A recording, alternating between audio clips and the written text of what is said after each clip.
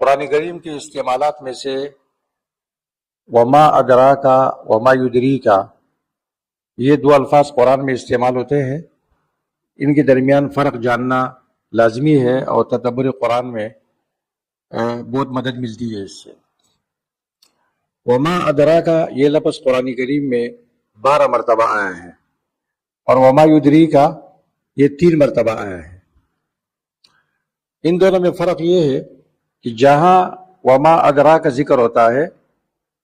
تو اس کے بعد اللہ تبارک و تعالی جواب بھی دیتے ہیں، وما ادراکا آپ کو کیا پتا، تو اس کے بعد اللہ تبارک و تعالی اس چیز کی خبر بھی دیتے ہیں،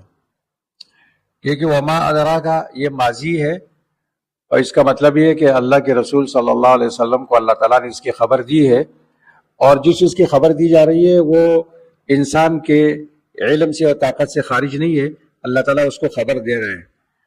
اور اس کا جو مفعول ہے وہ محقق الوقوع ہے، اور استفہام یہاں پر تحویل کے لیے ہولناکی بتائی جا رہی ہے کہ آپ کو کیا پتا کہ وہ چیز کیا ہے، تو اس کے بعد وہ چیز بتائی جاتی ہے۔ جیسے اللہ تبارک و تعالیٰ فرماتے ہیں وما ادراک ما لیلۃ القدر، تو اس کے بعد اللہ تبارک و تعالیٰ اس کا جواب دیتے ہیں کہ لیلۃ القدر خیر من الف شہر۔ اس طرح وہ دیگر تمام مقامات جہاں پر وما ادراک آیا ہے، وما ادراک ما ہی، اس کے بعد جواب مذکور ہے نار حامیہ، لیکن جہاں پر وما یدریک ہے تو اس کے بعد جواب مذکور نہیں ہوتا ہے، اس کے بعد سوال ہوتا ہے، اور اس چیز کی علم کی تفویض ہوتی ہے اللہ کی طرف کہ اس کا تعلق غیب کے ساتھ ہے، اس کا علم اللہ کے حوالے کرو، اور اس کا علم انسان کی طاقت سے خارج ہے، کیونکہ وما یدریک یہ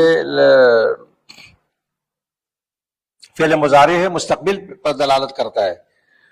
یعنی اس کا جو علم ہے وہ محقق الوقوع نہیں ہے، مستقبل میں ہوگا۔ اور یہاں پر جو استفہام ہے وہ انکاری ہے، نفی کے لیے ہوتا ہے، جیسے اللہ تبارک و تعالیٰ فرماتے ہیں وما یدریک لعل الساعة تکون قریبا، اکثر اس کے جواب میں لعل ذکر ہوتا ہے کہ جیسے قیامت ہے تو اس کی تفصیلات انسان کے علم سے، انسان کی طاقت سے خارج ہے، اور یہ غیبی چیز ہے، اس لیے اللہ تبارک و تعالیٰ نے اس کا جواب نہیں دیا۔ تو جہاں پر وما یدریک کا استعمال ہوتا ہے اس کے بعد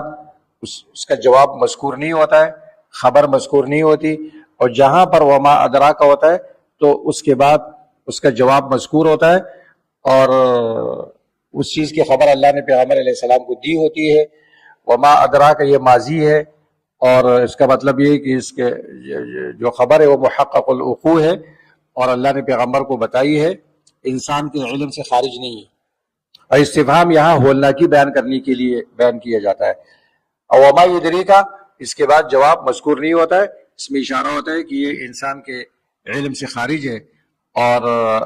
یہ آئندہ بتایا جائے گا، اس لیے جن چیزوں کے متعلق خبر نہیں دی گئی ہوتی ہے وہ وما یدریک وہاں پر استعمال ہوتا ہے۔ وما ادراک یہ 12 مرتبہ استعمال ہوا ہے، اور وما یدریک یہ 3 مرتبہ استعمال ہوا ہے۔ جب آپ تلاوت کریں گے اور یہ دونوں الفاظ آپ کے سامنے آئیں گے تو آپ وہاں غور کریں، تدبر کریں، وہاں آپ کو معلوم ہو جائے گا کہ وما ادراک کے بعد جواب مذکور ہے، اور وما یدریک کے بعد جواب مذکور نہیں ہے۔